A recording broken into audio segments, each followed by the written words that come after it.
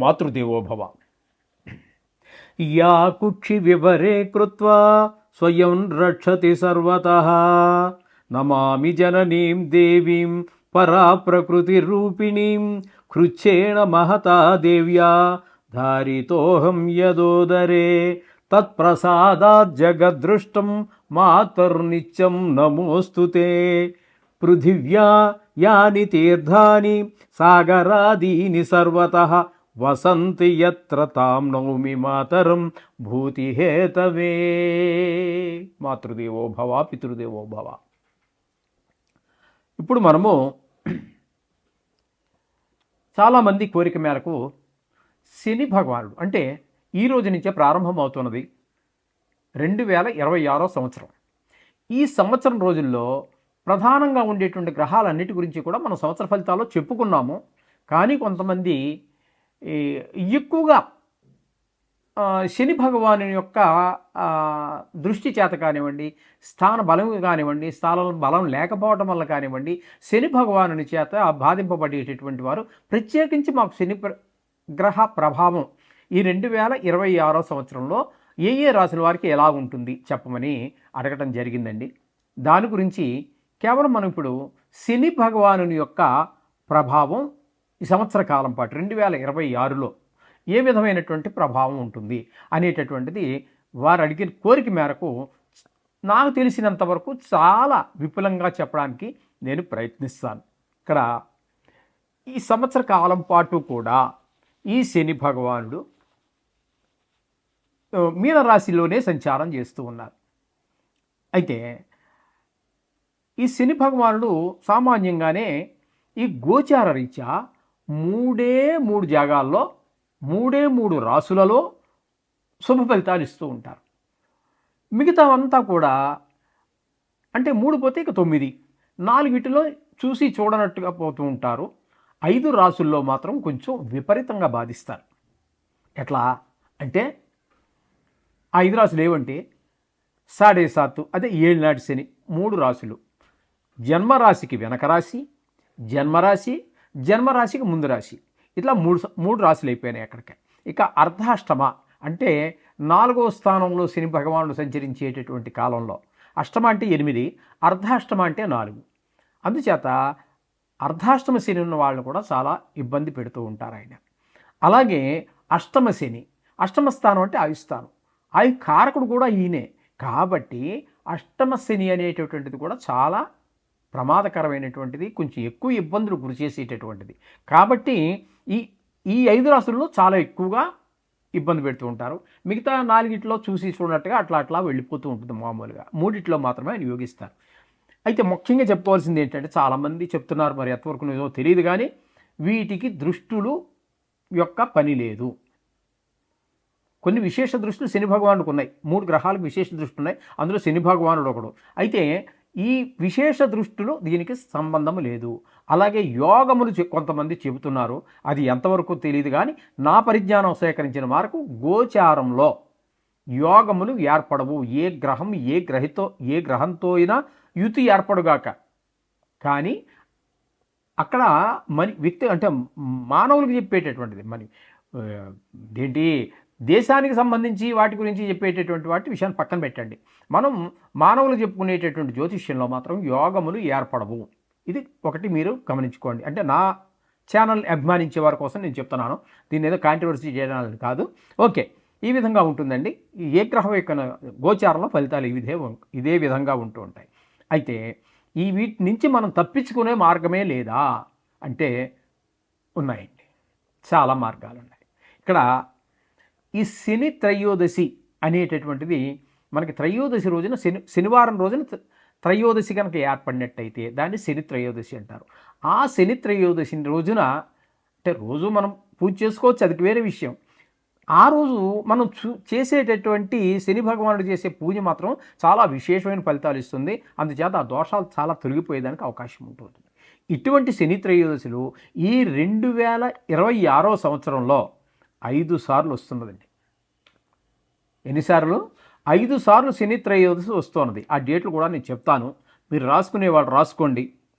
30 అంటే లేదంటే నేను కొంచెం మీరు రాసుకునేదాకా ఆగడం కుదరదు కానీ మళ్ళీ వినండి, రాసుకోండి. మీకు రాసుకోవడానికి వీలుగా ఉండేటట్టుగానే నేను చెప్తాను. 31వ తారీఖు జాన్యువరి నెల 2026 ఈ నెలే ఇప్పుడు జరుగుతున్నది. ఈరోజే 1వ తారీఖు కాబట్టి ఈ నెలలోనే 26వ తారీఖున ఒక శని త్రయోదశి వస్తున్నది. అలాగే 13వ తారీఖు జూన్ నెల 2026 సంవత్సరంలోనే మరి రెండోసారి వస్తున్నది. ఇక మూడోసారి ఎప్పుడు అంటే 27వ తారీఖు 6వ నెలలో 2 వస్తున్నాయి. ఇక్కడ చూసారా, 13వ తారీఖు ఒకటి వస్తున్నది, 27వ తారీఖున ఒకటి వస్తుంది, 2026. ఇది గుర్తుపెట్టుకోండి. అట్లాగే నాలుగోసారి 24వ తారీఖు 10వ నెల 2026 ఆ రోజున కూడా శని త్రయోదశి వస్తున్నది. ఇక ఐదోసారి ఎప్పుడయ్యా అంటే 7వ తారీఖు 11వ నెల అంటే నవంబర్ నెల 2026.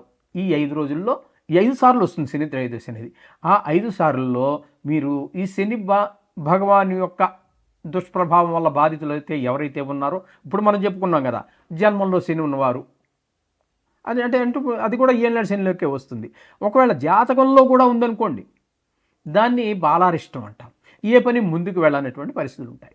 ఆ విధంగా జన్మల్లో శని ఉన్నప్పటికీ కూడా ఈ ఏళ్ళనాడు శనే కాకుండా జాతకరీత్యా కూడా జన్మల్లో శని ఉన్నటువంటి వారు, అలాగే ఇక్కడ మన గోచారంలో శని ఉన్నటువంటి వారు 5 రాసుల్లో, ఈ అర్ధాష్టమంలో కానీ ఇట్లా ఈ 5 రాసులు మనం చెప్పుకున్నాం కదా, వీటిలో ఏ ఒక్కరైనా ఎక్కువగా బాధపడుతున్నట్టయితే వాటిని ఆ రోజున మనం విశేషంగా తైలాభిషేకం చేయించడం కానీ, లేదా నువ్వులు దానం ఇచ్చుకోవటం కానీ, ఇంకా కొన్ని కొంతమంది మీద మిగతా గ్రహాల యొక్క పరిస్థితి బాగలేనప్పుడు ఈ ప్రభావం మరింత ఎక్కువ అవుతూ ఉంటుంది. కాబట్టి అటువంటి వారికి కొన్ని వ్రతాలు చెప్పబడి ఉన్నాయండి. అవి నేను ఇప్పుడు చెప్పబోతూ ఉన్నాను. దీన్ని ఈ శనిదేవుని యొక్క వ్రతం అనుకోండి, పూజా విధానం అనుకోండి, అది చేసే విధానం ఏంటి, దాని ఫలితాలు ఏ విధంగా ఉంటాయనేది మనం ఒకసారి ప్రస్తావిద్దాము. మొట్టమొదటిగా మామూలే గణపతి పూజ, అది ఆదో గణనాయక, అంతే లేకుండా ఏ పూజ ఎప్పుడు ఏది జరగదు. కాబట్టి మొదట్లో గణపతి పూజ చేసుకోండి. తర్వాత మండపారాధన చేసుకోండి. మండపారాధన తెలుసుందే కదా, అంచేత మీకు తెలియకపోయినప్పటికీ పురోహితులు తప్పకుండా చేస్తారు. ఆ మండపారాధన అంతా ఉంటుంది. దానికి వాడేటటువంటి ఒళ్ళు అంటే అన్ని గ్రహాలు చేస్తారనుకోండి, ఈ శని భగవానుడికి ఉపయోగించే వాటిల్లో నల్లటి నువ్వులు వాడాలి. అలాగే అంటే రంగు వేసినవి కాదండి, ఈ మధ్య రంగు వేసి అమ్ముతున్నారు, తెల్ల నువ్వులు అని చెప్పి కొన్ని ప్రాంతాల్లో పండుతూ ఉంటాయి. ఆ తెల్ల నువ్వులకి రంగు వేసేస్తున్నారు, హెయిర్ డై వేసుకున్నట్టుగా. అటువంటివి కాకుండా అది కొంచెము స్నఫ్ కలర్లో, అంటే ముక్కుపొడి రంగులో, చింతగింజ రంగులో ఉంటూ ఉంటాయి. వాటిని మాత్రమే వాడండి. అర్థమైందండి? అంచేత ఆ నువ్వులు దానం ఇచ్చుకోవటం కానీ, పూజలో వాడేటప్పుడు కానీ ఆ నువ్వులనే వాడండి. అలాగే నువ్వులు దానం ఇచ్చుకోవడం కూడా ఒక ప్రక్రియ ఉన్నది. అలాగే నువ్వులతోటే దీపం పెట్టండి. నువ్వుల నూనె ఉంటుంది, ఆ నువ్వుల నూనెతోటే దీపం పెట్టండి. అలాగే వస్త్రం, మామూలుగా అన్ని గ్రహాలకి మనం ఆయా సంబంధమైన రంగులు సంబంధించి వస్త్రం పెడుతుంటాం కదా, అక్కడ నల్ల వస్త్రం శని భగవానుడికి పెట్టండి, ఇవ్వండి. అయితే ఆ రోజు పూజ చేసే విధానంలో ఆరోగ్యం సహకరిస్తే పూర్తి రోజంతా ఉపవాసం ఉండండి.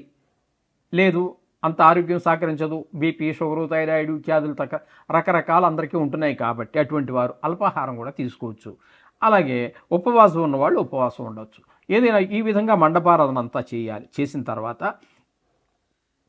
ఈ దానం ఇచ్చుకోవటం, హోమము, అజపము ఇవన్నీ ఉన్నాయి. ఈ విధంగా ఆ పూజ చేసుకోవటం వల్ల ఈ ప్రభావం వీళ్ళందరికీ కూడా ఇప్పుడు మనం చెప్పుకున్నటువంటి 4, 8, 7.5 అంటే 7 నాటి శని ప్రభావ దోషాలన్నీ కూడా పూర్తిగా తగ్గుతాయి.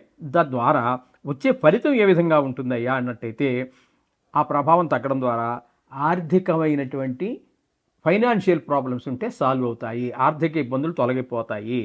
ఉద్యోగ విషయంలో ఇబ్బందులుంటే అవి పోతాయి, వ్యాపార విషయంలో ఇబ్బందులుంటే అవి పోతాయి. వ్యవసాయం చేసే వాళ్ళకు కూడా చాలా ఉన్నాయి ప్రాబ్లమ్స్, అటువంటి వారి సమస్యలు కూడా చాలా తొలగిపోతాయి. అలాగే ఇప్పుడు మనం పై చెప్పుకున్న వాటిలో ఆ దోషం పోవడం ద్వారా మంచి పురోగతి సాధించగలుగుతారు. ఉద్యోగం కావచ్చు, వ్యాపారం కావచ్చు, వ్యవసాయం కావచ్చు. ఇక కోర్టు వ్యవహారాలు ఏవో పీకుతూ ఉంటాయి చూసారా, అటువంటి వారికి కూడా ఈ శని యొక్క ఈ వ్రతం చేసుకోవటం ద్వారా, ఈ పూజ చేయటం ద్వారా ఆ కోర్టు వ్యవహారాల్లో మనకి జయం కలుగుతుంది, ఉపశమనం కలుగుతుంది. ఇక కొంతమందికి ఆరోగ్యం బాగుండదు. అష్టమస్థితి ఉందనుకోండి, అది ఆయుస్థానం, ఆయుష్కారకుడు. అది వాళ్ళకి కొంచెం ప్రాణభయం ఉండేటువంటి అవకాశం ఉంటుంది. అటువంటి వాళ్ళకి అనారోగ్యాలు వచ్చే అవకాశం ఉంటుంది. వాళ్ళందరికీ కూడా ఆరోగ్యం బాగుండేటటువంటి ఉంటుంది, దీర్ఘాయుష్ వస్తుంది. అలాగే చతుర్థ స్థానం అనేటప్పటికి అర్ధాష్టమ శని అంటున్నాం. అది 4వ స్థానాన్ని మనం సుఖస్థానంగా చెప్పుకుంటున్నాం. ఆ సుఖాలన్నిటికీ దూరం అయిపోతూ ఉంటాడు. కాబట్టి ఈ పూజ చేయటం ద్వారా, ఆ శని భగవానుడు శాంతించడం ద్వారా మనం అన్ని సుఖాలు పొందగలుగుతాం. ఇన్ని ప్రయోజనాలు ఈ శని భగవాను యొక్క వ్రతం ద్వారా మనకు సంక్రమిస్తాయి. ఇది అందరూ గుర్తుపెట్టుకోండి. 1-4 సార్లు వినండి. ఇది ఖచ్చితంగా చెప్తున్నాను. ఇంతవరకు ఎవరు చెప్పి ఉండకపోవచ్చు, తెలియదని కాదండి. ప్రత్యేకించి శని గురించి చెప్తున్నాను కాబట్టి నేను చెప్తున్నాను. ఇది చాలా ఇంపార్టెంట్గా మీరు తీసుకుంటారని నా భావన. ముఖ్యమైనదిగా, చాలా ముఖ్యమైనటువంటి విషయంగా మీరు తీసుకుంటారని నా భావన.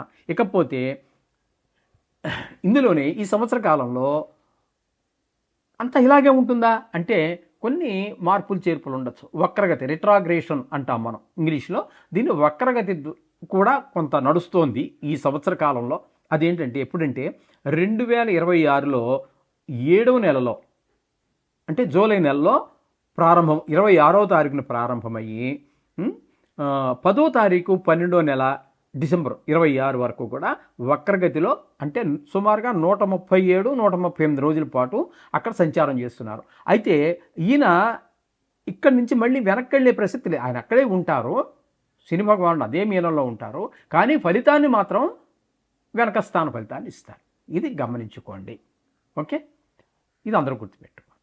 2026వ సంవత్సరంలో శని భగవానుడు సింహరాశి వారికి ఏ విధమైనటువంటి ఫలితాలను ఇవ్వబోతున్నారు అనేటటువంటిది సశాస్త్రీయమైన పద్ధతిలో మనం తెలుసుకునేటువంటి ప్రయత్నం చేద్దాం.